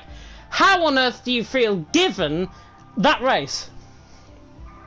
Yeah, we've won. I knew I was not really confident on pace around here, and I think as soon as off the start I lost a little bit. And I just, at that point, I decided to try and stay penalty clean and hope that will work. And with that last safety car, that really played into my hands. With no pins, and me and Neo were the only ones, and I think Daniel, but he's fun. As well. There were not many people without any pins, and I somehow managed to benefit of that. And I think in the last lap, people started going battling like mad, so I couldn't really, I could really catch up. That I think I gained 3 positions virtually on the last lap, if you get what I mean. Yeah, I think everyone picked up a rash of penalties coming to the S section. I think 3 laps from the end, I think it was. Montana certainly picked one up a couple of laps before the end of the race. But just talk us through the race, because it was obviously changing fortunes. You didn't really look like you had the pace at all here in Mexico tonight. But, I mean, P3, beating still Montana out on track, you still must feel happy. Oddly enough, yeah, in a way, I'm happy, but a bit mixed. Because I don't know, I don't really feel I deserve this result. I don't feel like I've driven to deserve a podium. So. Yeah, I totally understand that, to be honest, because obviously I think there's that raw emotion where you go through it, you're still in that championship fight, obviously one eye on that, one eye on the race going in front of you as well, and it's probably 100 different things racing around your mind in one different race. But honestly, I think P3, you didn't honestly deserve that P3. I'll be honest, you didn't deserve that P3, you've said it yourself. But that P3 is still a solid enough result. You're still second in the championship as well, of course, going into next week in Baku. How on earth do you now concentrate for the final couple of rounds of the championship? With that pressure now off in terms of the championship, how do you focus? Do you just take it race by race? I think I've been doing that for the whole season anyways. I've not been really looking at the championship. Like, obviously the first couple of races in the season I was, I think at some point leading even, and then I had a couple of bad races and I just went straight out of my head again. And to be ending up in a fairly comfortable second position at this moment, I think Neo, if he keeps his form up, he might be a threat for it. And guys like Daniel or Justas or Campbell, it's very close in there behind. With a few races they can be there as well, so I'm just going to try and get as consistent result as I can, and hopefully in Baku I should be relatively good. Brazil, usually a good track as well. Japan, survive, and we should be good for the rest of the season. Japan is just a track of survival. Honestly, on this game with the curbs, it is honestly just a track of survival. But honestly, fantastic performance all season. You've been absolutely solid, I've got to say, in terms of your fight with Montana.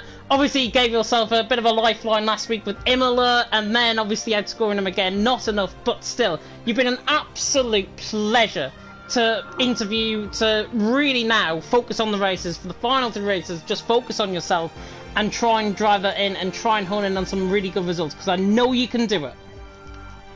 Thank you very much. Mark, any questions from? How do you manage that? No comment. How do you manage that? QBR strats OP. Not that I get them anymore, but no, well done. And I think they're just for me at this point, but yeah, no, absolutely, but no, yeah, just well done. That was incredibly fun to watch. Thank you. I think Neo has joined us now in the party as well. I've just seen a comment actually within the Discord from Zerdimer. Neo is old, he's getting help on how to set his voice unshared. Hopefully that voice is now unshared, but I hope it is. It is unshared. Fantastic. Race win for you here in Mexico. It must feel good. Amazing, and it was super unexpected because it's usually a weak track for me, so I wasn't expecting like a super top result, but man, that feeling, I miss that. It's been a while. It has been a while, and obviously you landed that with obviously 2 safety cars within the race. You both double stacked, you and Nathan both double stacked on both occasions. Did you feel you were going to get held up by him? I know he was behind you, but did you feel you were going to get held up by others around you? No, because we have the new settings, the esports settings where you just goes in the pits. So I wasn't expecting to lose any positions, to be honest. But I know I was gaining because I had 2 Ferraris ahead of me, I think, and I think 2 Mercs as well. So I was gaining anyway from that. So all good.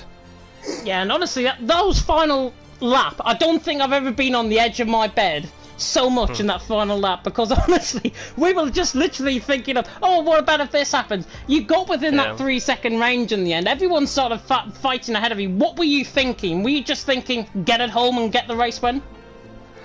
I was pretty happy that the guys ahead of me were fighting, because I think I was out of the 3 second, like it was like 4.5 I think to Jury Beam, and when I saw they go 3 wide into turn 4 or 5 or whatever it is, I was like smiling, literally, and that the last lap was just super smooth, and I was so careful through Sector 2 because I was on 2 warnings already. So I just brought it home, as you said, and finished on P1. I have to say, I did call it. I called it the lap before because I thought if that gap is about 6-7 tenths between first and second, they're going to meet at the end of turn 1. Yeah. And that's the shot. And look, I'm obviously incredibly impartial, but let's go, boys! Let's go! Let's go, man! I'm incredibly impartial, except to your good self, my race engineer. So much love, man. Just I hope that favour's not going to be. Go on. Quick shout out to my teammate Nathan. He's a lovely teammate. Couldn't ask for a better one. To the Excel lads, obviously, and Dan for jeffing. So thank you all. I appreciate you. And that's it for me, I think. Yeah, that's the shout out over and done with. I think the final question I'm going to pose to you, of course, Baku next week. How do you think you're going to get on? Well, it can only get worse, huh? To be honest. I mean, I don't really know, because I don't think I've done Baku on this game yet, so I don't know about my pace, but usually it's a lot of carnage. Sector 2 is a lot of carnage, so it's just about surviving and staying in the train, really. So yeah, like a top 5 would be nice, I think. Yeah, if it's anything like the TTML Division 2 race as I did around there, 2 nights ago, honestly, it'll probably be one of the best races of the season because it was unbelievable in terms of the driving standards, and I know Division 1 will uphold their standards as well. But Neo and Verstappen, both go and enjoy your evenings. Thank you. Thank you, you too. Very welcome indeed, and that is the end for tonight. We're only 10 minutes away, of course, for more action to unfold around the Autodromo Hermanos Rodriguez Division 2 and Division 5 coming up very shortly indeed. Mark, I'm going to come across to you. Final thoughts for you and overall driver of the day. I am. Come on, Mark. I don't know. It's got to be. I'm gonna have to give it to Montana. Montana hasn't got an invite. That's why he's not joined. So if I tried, but I know mine and his settings don't mix very well. So if someone can just send him an invite. That's right. Neo could nick it at the end. Nah, yeah, let's give it to Neo. I don't know. He's got the title, right? So he doesn't need. Let's go, my boy. The bias that is on show tonight, I've got to say, is absolutely unreal. We have got our final man, of course, that is going to get an interview. Our Division 1 League of Europe World Champion. It is once again NSX Montana, and Montana, you had to work for that. Verstappen obviously outscored you in terms of the points. You did enough, though. Talk us through your overall feelings. Yeah, I don't know. I'm a bit pissed off because of the penalty I got, but yeah, I don't know. It was still fun. I had some nice battles and moves, but yeah, I don't know. Should do that more often. We'll see about the next races. But... Well, you might have to now, because obviously you wrapped up the championship. Obviously that's been wrapped up, so you may as well try and do more for Last the First Championship. But just talk us through that race, because obviously a fantastic race from your perspective. Obviously picking up that 3-second penalty is, of course, not really in the plan. But you were cutting, I've got to say, a lot of corners in just overreaching the track limit slightly. So were you surprised when you picked up that 3 seconds? I was surprised because when I got the penalty, I didn't cut. I just cut like how it was legal, I guess. Like, so you have to take some curves like that. But yeah, I was surprised with the last one because I was definitely on track. But yeah, I got 2 warnings afterwards, so not worth protesting anything. Yeah, but I mean, you are still League of Europe Division 1 World Champion once again, and must be an absolute... it's been a hard work this season, I'm not going to lie. It's been really hard work, but you must feel absolutely overjoyed about it. I don't know. I was more overjoyed when I beat M Short or Alphatrix, for example. Yeah, I was going to say that you didn't really have a proper rival this season as such, which was a terrible shame, but next season, I don't know. Do you think people there's 1 or 2 in there that I think could potentially push you could push you the whole way? I would say the new chap. What's the chap called? Repass. Repass. Yeah, he's got some good pace. I don't know. I have two different plans for next season. Either I'm gonna start last every race and try to win the championship that way, or I'm just not gonna race and maybe commentate if I'm allowed to. Because I don't know. I want to do some rally stuff, maybe Gran Turismo 7 when it comes out. Because I just don't get the joy out of the game anymore. Like races like Hungary, where you have to fight every bit to get a chance on the last lap overtakes and stuff like that. Those are the races I raced for, and they just became more rare. So F1 is just not giving me anything anymore. So It's probably just almost gonna like- sit next season out. It's almost like you could turn something off and make it a bit more of a challenge, though, couldn't you?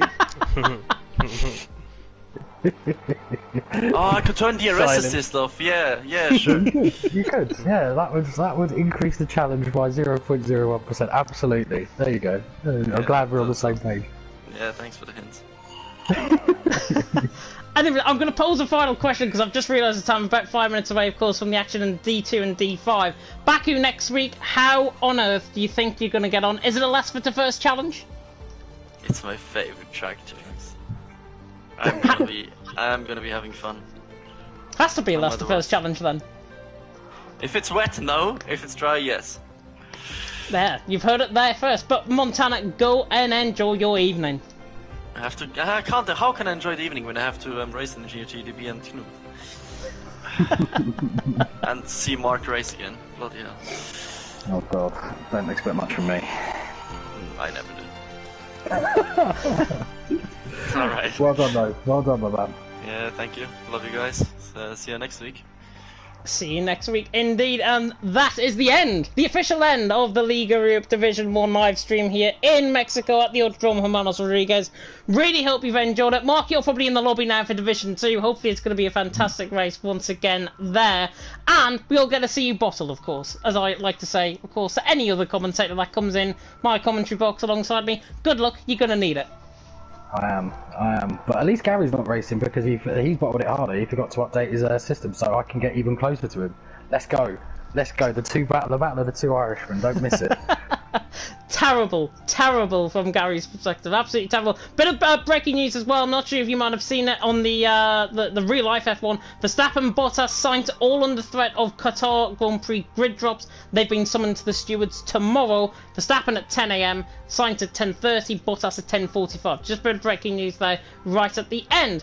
I feel like we're a bit of Sky Sports rolled in there, but we are going to end the stream here. I'm going to let Mark, of course, concentrate with his race. Thank you so much for watching, and until next time, goodbye.